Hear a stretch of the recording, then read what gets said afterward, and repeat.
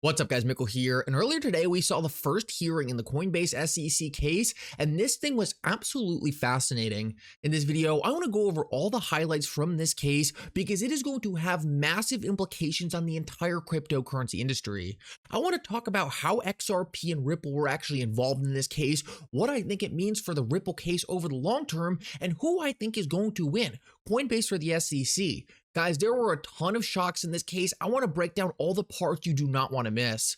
For the end of the video though, I also want to talk about what happened to the bull market. At the end of 2023, everything was looking so good. The stock market was making new all-time highs. Bitcoin and cryptocurrencies were starting to rip. And now it seems like the entire rally stalled out. At the end of the video, I want to talk about exactly what is going on that's causing this and why I think we are still going to see a massive bull market in 2024. Make sure to stick around to the end of the video to see that. Like always, your support means so much to this channel. If you enjoy these videos, make sure to take a quick second to like this video and subscribe to my channel. It's really going to help me out so much. Also, if you ever need a good place to buy some XRP or the Flare token, make sure to check out my favorite exchange, Uphold, down in the description of this video. Guys, if you hold your Flare tokens on Uphold, they will actually delegate your tokens for you and give you any future airdrops. That's why Uphold is my favorite exchange. Make sure to check out Uphold using the link in the description of this video. With that said though, let's jump right into it, and I hope you guys enjoy the content. Guys, real quick, I just wanted to shout this out. 24 Hours Crypto has a brand new XRP pennant on his website. This one is silver. The ones before in the past were this really cool gold color, but he just created the silver one. I just wanted to bring it to your attention because if you actually check out and use the code Mickle, you will get 10% off.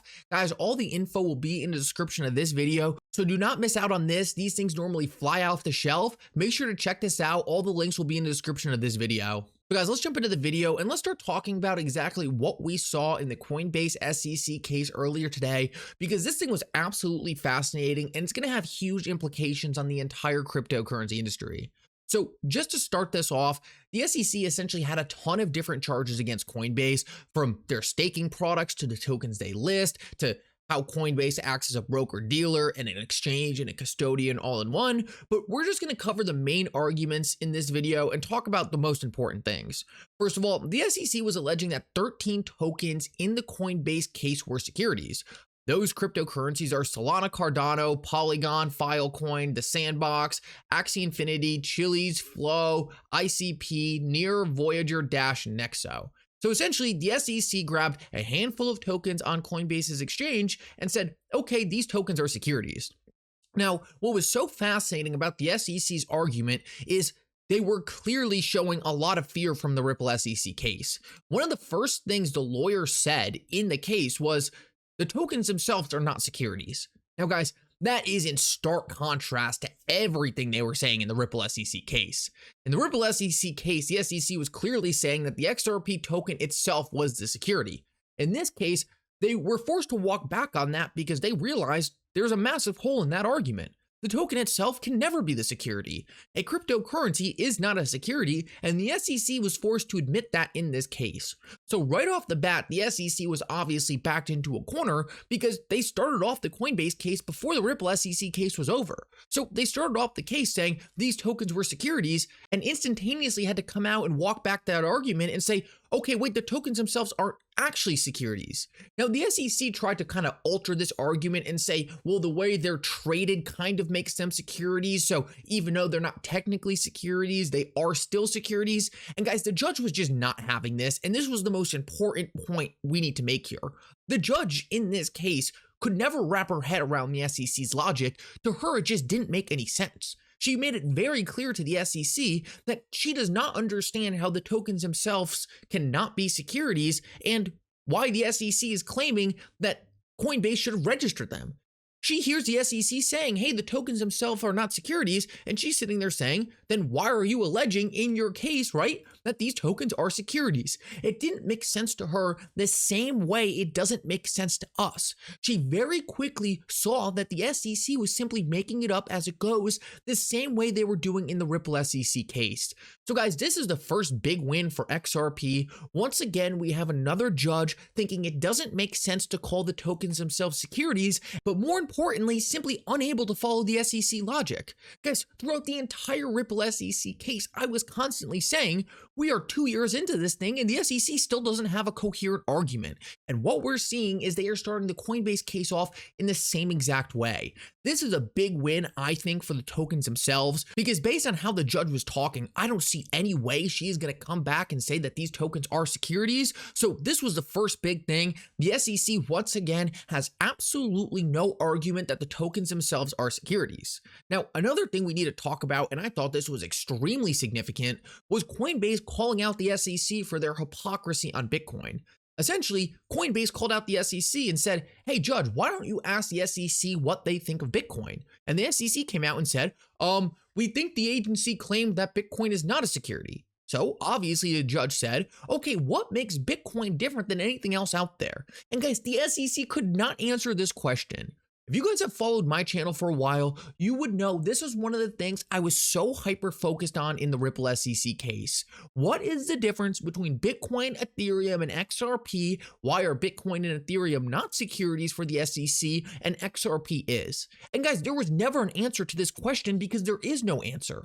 They're all cryptocurrencies. None of them are securities. They're just tokens. And this is once again a question the SEC could not answer. They had no idea why Bitcoin was not a security and these other tokens would be. They totally fumbled this question, and I think it's the most important question out there that no one can answer. The SEC made a huge mistake when they came out and said Bitcoin is not a security, because they backed themselves against a wall and opened up the opportunity for anyone to ask them, okay, what's the difference between Bitcoin and this other cryptocurrency? And guys, they can never provide a valid answer. This was once again another massive loss for the SEC because it proves that the same logic they came around in calling Bitcoin not a security should apply to other tokens like XRP.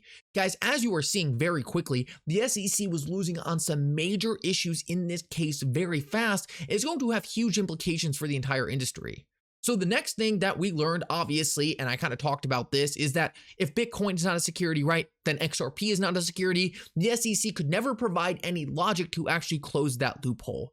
Now, there were some smaller wins on top of that, including some issues around staking. The judge essentially flat out came out and said, I don't understand the SEC's argument on staking. To me, it doesn't make any sense. She said in plain English that to her, staking does not look like a security at all. So guys, this is just loss after loss after loss mounting for the SEC.